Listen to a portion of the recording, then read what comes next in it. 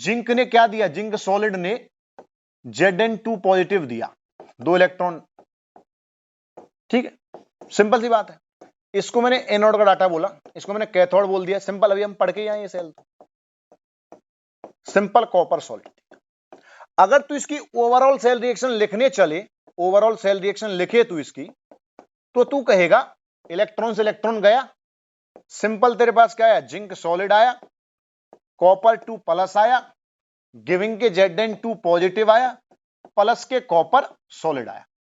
Simple भाई, addition ऐसे करना है, इलेक्ट्रॉन से इलेक्ट्रॉन कट जाएगा, सिंपल, जो लेफ्ट हैंड साइड में वो एज इट इज आ गया, जो राइट हैंड साइड में वो एज इट इज आ गया, ठीक है।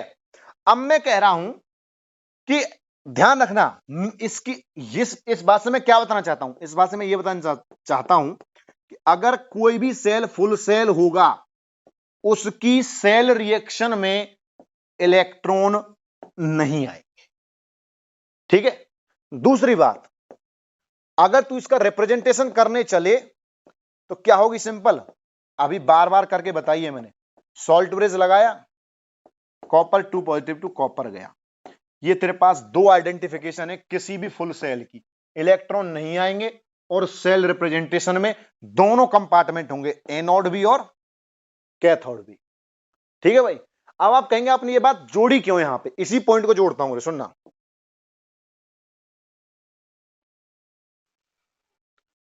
सुनना, इसी बात को जोड़ता हूं।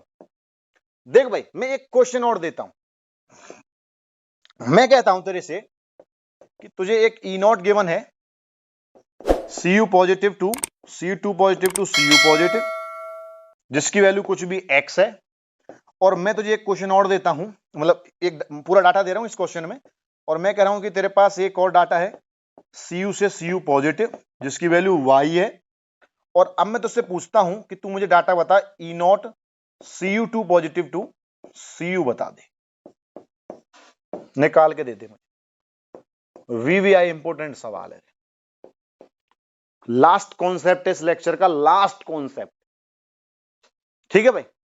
देख, अगर तू इस हिसाब से देखे तो तू कहेगा यहां पे कि यार अगर मैं सर के बेसिस से चलूं तो मुझे तो यहां पे कैथोड और एनोड ही समझ में नहीं आ रहा। भाई सिंपल, तुझे क्या लिखना है, तुझे पता है कि कॉपर 2 पॉजिटिव है, अगर ये एक इलेक्ट्रॉन खाएगा, सुनना भाई, एक इलेक्ट्रॉन खाएगा तो कॉपर प्लस में ही जाएगा रे।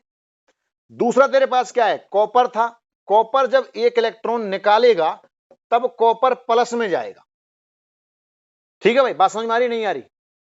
और अब तुझसे पूछा क्या है, अब तुझसे पूछा है कॉपर +2 टू कॉपर, इसका मतलब जब कॉपर 2 पॉजिटिव 2 इलेक्ट्रॉन खाएगा तो किस में जाएगा रे, कॉपर सॉलिड में जाएगा, बात समझ में आ रही है।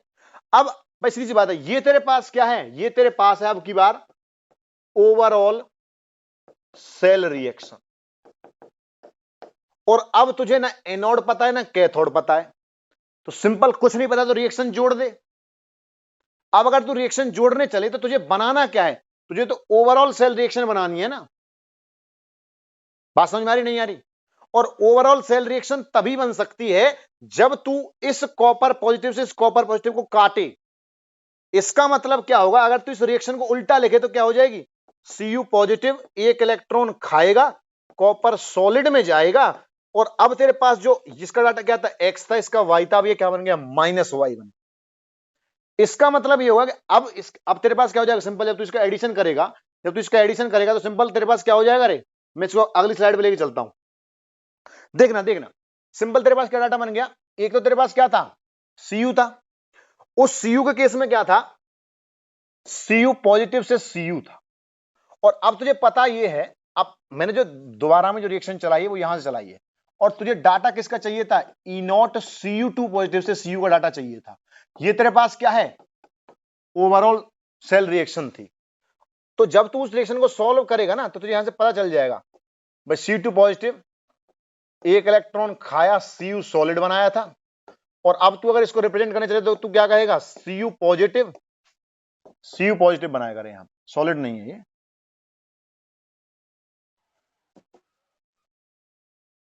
ठीक है ना, ये तेरे पास क्या है, Cu पॉजिटिव है, और अब यहां पे क्या है, Cu पॉजिटिव है, एक इलेक्ट्रॉन खाएगा तो Cu सॉलिड में जाएगा, और अब तू ओवरऑल सेल रिएक्शन निकालने चले तो इस CU से तो ये CU कट जाएगा, लेकिन तेरे पास ओवरऑल सेल रिएक्शन क्या निकल के आई? कॉपर सॉलिड निकल के आया। ये क्या है तेरे पास? ओवरऑल सेल रिएक्शन है, ठीक है ना।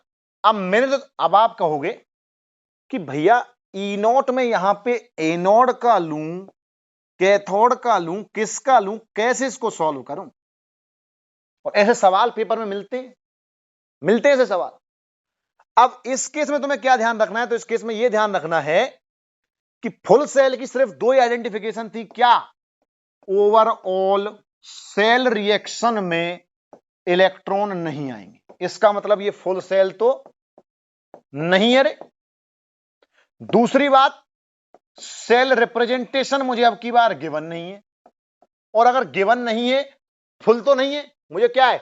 या तो किसी के सिर्फ एक ही डाटा मुझे गिवन है।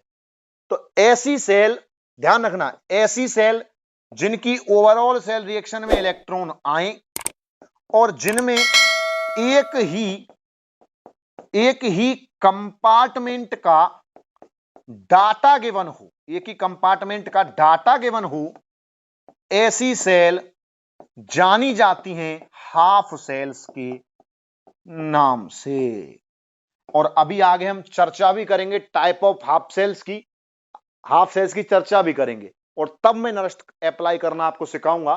तो जिसकी ओवरऑल सेल रिएक्शन में इलेक्ट्रॉन आए और एक ही कंपार्टमेंट का डाटा गिवन हो, उसे हाफ सेल्स कहते हैं। और अब पेपर में उसने सवाल क्या पूछा है? E0 कैलकुलेशन का।